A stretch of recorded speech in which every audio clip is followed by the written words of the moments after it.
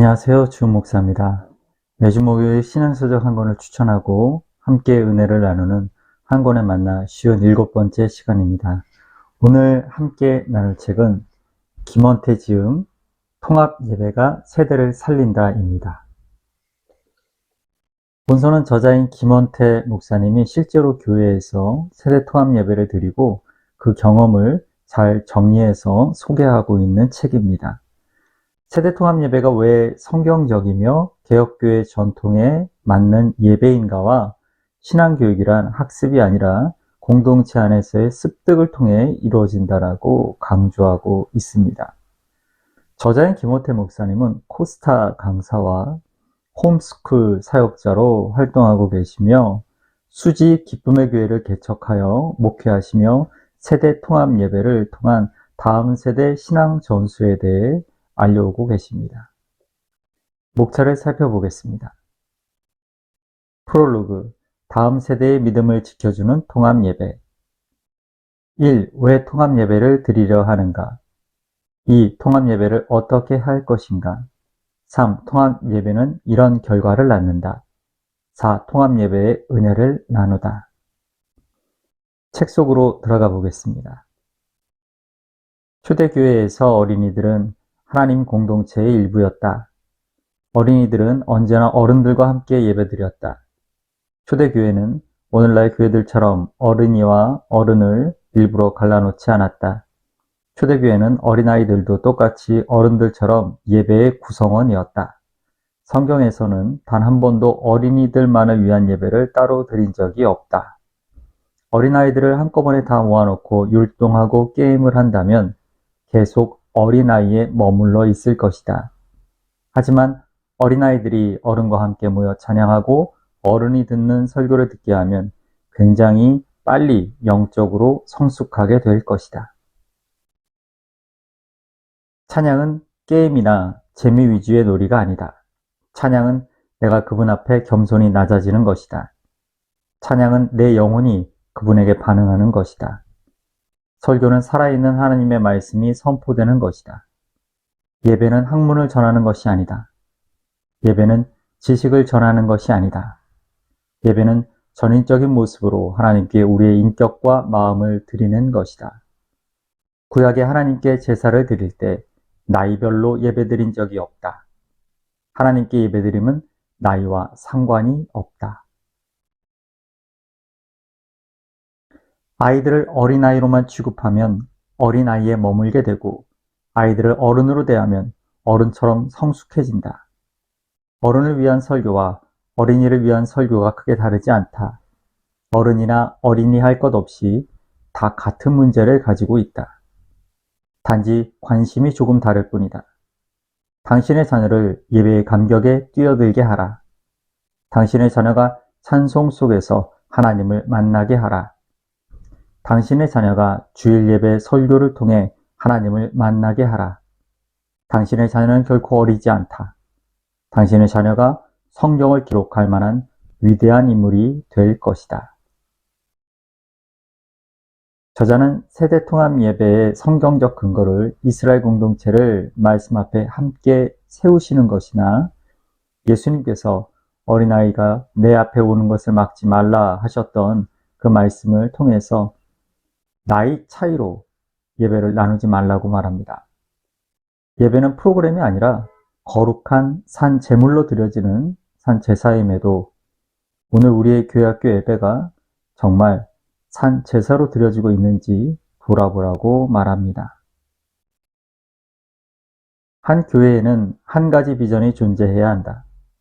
비전이 두 개인 것은 디비전이라고 한다. 한 교회는 담임 목사를 중심으로 온 교회가 동일한 비전을 가져야 한다. 담임 목사의 비전과 교육부서의 비전이 다르면 교회가 나눌 위험을 안고 있는 것이다.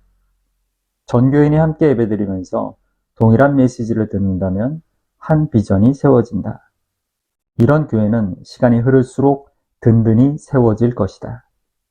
많은 교회의 기성세대와 다음 세대 간의 갈등이 존재한다. 그것은 예배가 다르기 때문이다.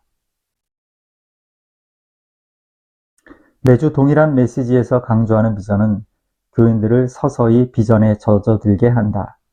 여호수아는 모세의 비전대로 가나안 땅을 차지하였다.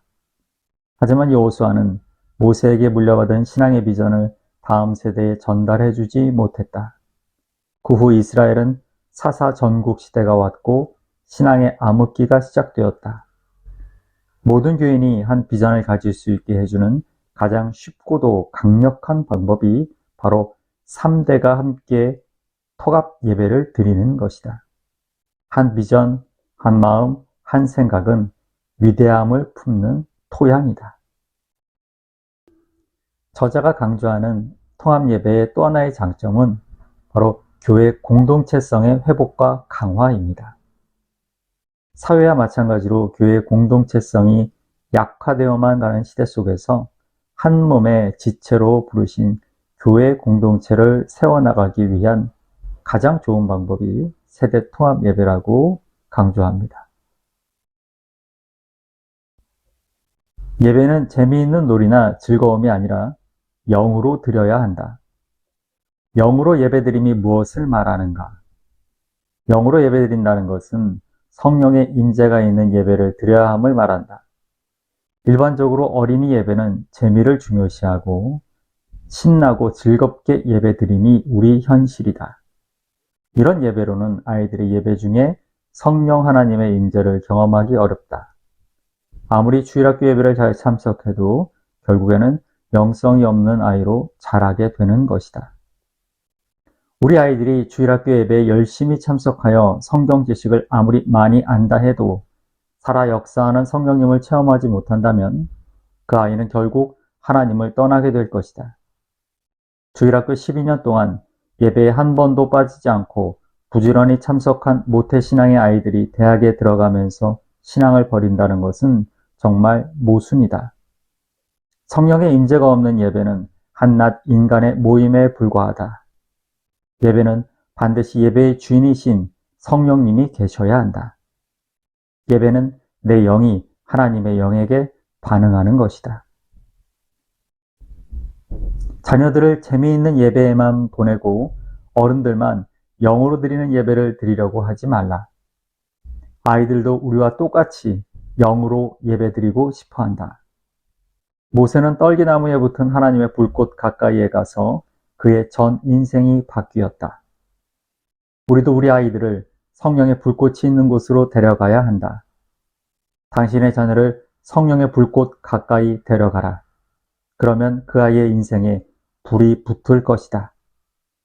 이웃 나라에게 복음을 전하는 공간적 선교보다 더 중요한 것이 다음 세대에게 복음을 전하는 시간적 선교이다. 다음 세대에 복음을 전하는데 목숨을 걸어야 한다. 저자는 교회 학교를 졸업한 수많은 청년들이 대예배에 적응하지 못하여서 교회를 결국 떠나게 된 그 원인이 분열된 채로 오랜 시간 예배를 드려왔기 때문이다 라고 말합니다. 그리고 어른들의 편의와 무관심으로 인해 신앙 전수에 실패했다라는 것을 이제는 인정해야 한다라고도 말합니다. 공간의 선교는 그동안 쭉 강조되어 왔지만 다음 세대의 신앙을 전수하는 시간의 선교는 외면되어 왔음도 같이 지적하고 있습니다. 함께 드린 예배 시간은 엄청난 영적 파장을 몰고 왔다. 온 가족이 함께 오늘 은혜 받은 말씀, 즉 기억에 남는 말씀을 나누기 시작했다. 온 가족이 함께 들은 말씀이 가족을 하나로 만들어 봤다. 예배 시간에 함께 올려드렸던 찬양도 일주일 내내 함께 부르기 시작했고 그동안 함께 누리지 못했던 영적 포만감을 맛보게 했다. 이것이 같은 본문 말씀과 같은 찬양을 함께한 가족에게 부어진 하나님의 큰 축복이었다. 우리 교회에서는 매주 온 가족이 함께 예배드리기 때문에 가정 예배를 드림이 너무 쉽고 자연스럽다. 찬양은 어린아이나 어른이나 매주 주일날 부르던 찬양을 함께 하면 된다. 말씀은 성경 한 장을 돌아가면서 한 절씩 나누어 읽고 자기가 은혜 받았던 말씀을 나누면 된다. 사람마다 은혜 받는 성경 구절이 다르므로 서로에게 좋은 영향을 끼치게 된다. 특별히 설교하거나 준비할 필요도 없다. 말씀 자체가 온 가족에게 힘과 유익을 주기 때문이다. 가정 예배를 드릴 때 부모가 많은 얘기를 하거나 평소에 하고 싶은 교훈을 펼쳐놓는다면 자녀들은 가정 예배를 싫어할 것이다. 가정 예배가 잔소리를 듣는 시간이 된다면 곤란하다.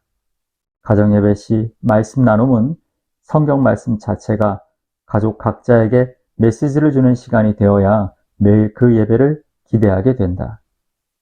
이런 말씀 나눔도 평소 주일 예배가 끝나면 자녀들이 부서별 모임에서 주일 설교 나눔을 하기에 익숙한 일이고, 부모들도 셀 모임에서 매주 주일 설교 말씀을 나누는 시간을 갖고 있기에 가족 모두가 성경 말씀 나눔을 할 수 있는 것이다.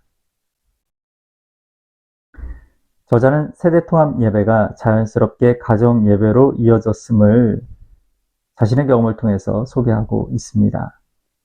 날로 차별화되어가는 예배의 틀로 인해서 가족이 한자리 모여 예배하는 것이 점점 더 어려워지고 있다는 것이 오늘날의 우리의 모습입니다. 교회, 소그룹, 가정으로 이어지는 말씀의 나눔이 자녀들을 말씀 속에 굳건하게 머물게 하는 신앙 교육법임을 강조하고 있습니다. 마지막으로 저자가 들려주는 통합 예배의 유익을 나누면서 오늘 한 권에 만나 57번째 시간을 마치겠습니다. 흔히 이런 말을 한다.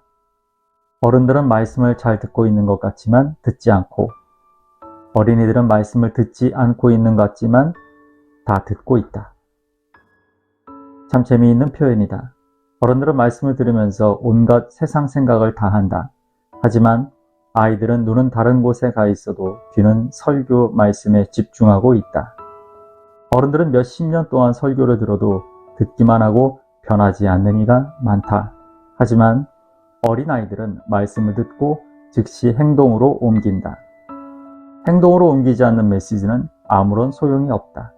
행동하지 않는 설교는 한낱 좋은 영화 한 편 본 것이나 다름없다. 일상생활에서 자녀들의 말은 때때로 하나님의 음성으로 들리는 일이 허다하다. 자녀와 함께 예배를 드리면 자녀가 말씀대로 성장해가는 모습을 보면서 살아있는 설교를 보게 되는 축복을 누린다. 만약 지난주 설교가 항상 기도하라 라는 제목이었다면 어린아이들은 일상생활 속에서 기도하는 시간과 장소를 가지고 행동한다. 부모가 주일 설교를 건성으로 듣고 기도 생활에 아무런 변화를 주지 않고 산다면 아이들의 모습을 보고 부끄러워질 것이다. 부모가 자신의 자녀들이 항상 기도하라 하는 말씀을 듣고 기도에 열심을 내는 것을 본다면 온 가족이 함께 기도 운동을 일으킬 기회를 가지게 된다. 평안한 저녁 되시고요. 교회에서 뵙겠습니다. 감사합니다.